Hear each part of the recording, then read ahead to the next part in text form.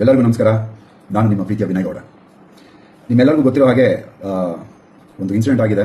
And ಈ video ಮಾಡ್ತಿರೋದು ಏನಕ್ಕೆಂದರೆ, ಕರ್ನಾಟಕದ ಪ್ರತಿಯೊಬ್ಬರಿಗೂ ನನ್ನ ಕಡೆಯಿಂದ ಕ್ಷಮೆ ಕೇಳಬೇಕಾಗಿತ್ತು. ದಯವಿಟ್ಟು ಕ್ಷಮಿಸ್ಬಿಡಿ.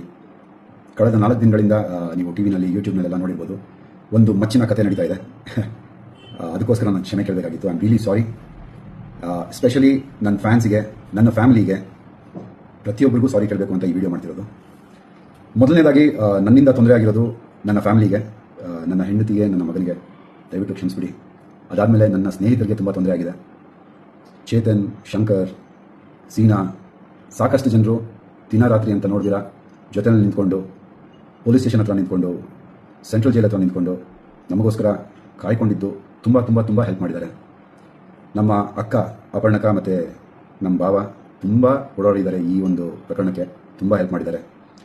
ಆ್ಯಂಡ್ ನನ್ನ ಪ್ರೀತಿಯ ಮಾಧ್ಯಮ ಮಿತ್ರರಿಗೆ ಕ್ಷಮೆ ಕೇಳಬೇಕಾಗಿದೆ. ದಯವಿಟ್ಟು ಕ್ಷಮಿಸ್ಬಿಡಿ. ನನ್ನಿಂದ ತಪ್ಪಾಗಿದೆ ಅಂದರೆ ಒಂದು ಮಾಡಬಾರ್ದಂಥ ಒಂದು ಮಚ್ಚನಿಟ್ಕೊಂಡು ಮಾಡಿರೋ ವಿಡಿಯೋ ಇಂದ ಇಷ್ಟೆಲ್ಲ ತೊಂದರೆ ಆಗಿತ್ತು.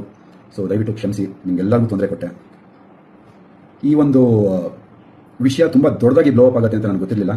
ಸೊ ಇಷ್ಟು ದೊಡ್ಡದಾಗಿರೋ ವಿಷಯ ನಂದು ತಪ್ಪಿದೆ, ಇಲ್ಲ ಅಂತ ಹೇಳ್ತಿಲ್ಲ. ಬಿಕಾಸ್ ನನ್ನ ಎಚ್ಚರಿಕೆನ ನಾನು ಇರಬೇಕಾಗಿತ್ತು. ಈ ಥರ ಒಂದು ಇನ್ಫಾರ್ಮೇಷನ್ನ ನನ್ನ ಫಾಲೋವರ್ಸ್ಗೆ ನಾನು ಕೊಡಬಾರ್ದಾಗಿತ್ತು. ದಯವಿಟ್ಟು ಕ್ಷಮಿಸ್ಬಿಡಿ. ಆ್ಯಂಡ್ ಸಾಕಷ್ಟು ಸಪೋರ್ಟು ಮಾಡಿದ್ದೀರಾ. ನನ್ನ ಬಗ್ಗೆ ಮಾತಾಡಿರುವಂಥ ಮಾತುಗಳನ್ನೆಲ್ಲ ನೋಡಿದೆ. ನನಗೇನು ಬೇಜಾರಾಗಿಲ್ಲ. ನೀವು ಮಾಡಿರೋದು ನಿಮ್ಮ ಕೆಲಸ. ನನ್ನ ಕಡೆಯಿಂದ ಕ್ಷಮೆ ಇರಲಿ ಅಂತ ನಾನು ಕೇಳ್ತಾ ಇದ್ದೀನಿ. ಆ್ಯಂಡ್ ನೆಕ್ಸ್ಟ್ ಬಂದು ಪೊಲೀಸ್ ಇಲಾಖೆಯವರು, ಅವ್ರ ತನಿಖೆ ಅವರು ತುಂಬ ಚೆನ್ನಾಗಿ ಮಾಡಿದ್ದಾರೆ. ಒಂದು ಸೆಲೆಬ್ರಿಟಿ ಅಥವಾ ಕಾಮನ್ ಮ್ಯಾನ್ ಅನ್ನೋ ಡಿಫ್ರೆನ್ಸ್ ತೋರಿಸ್ದಿರಾ ಏನೇನಿದೆಯೋ ಅದ್ರ ಪ್ರಕಾರವಾಗಿ ಅವ್ರು ಇನ್ವೆಸ್ಟಿಗೇಷನ್ ಮಾಡಿದ್ದಾರೆ. ನಮ್ಮ ಟ್ರೀಟ್ಮೆಂಟ್ ಕೂಡ ಹಾಗೇ ಇತ್ತು. ಒಬ್ಬ ಕಾಮನ್ ಮ್ಯಾನ್ಗೆ ಹೇಗೆ ಟ್ರೀಟ್ ಮಾಡಬೇಕು ಹಾಗೆ ಟ್ರೀಟ್ ಮಾಡಿದ್ದಾರೆ. ದಯವಿಟ್ಟು ಅವ್ರ ಮೇಲೆ ಯಾವುದೂ ಅಲಿಗೇಷನ್ಸ್ ಮಾಡಬೇಡಿ.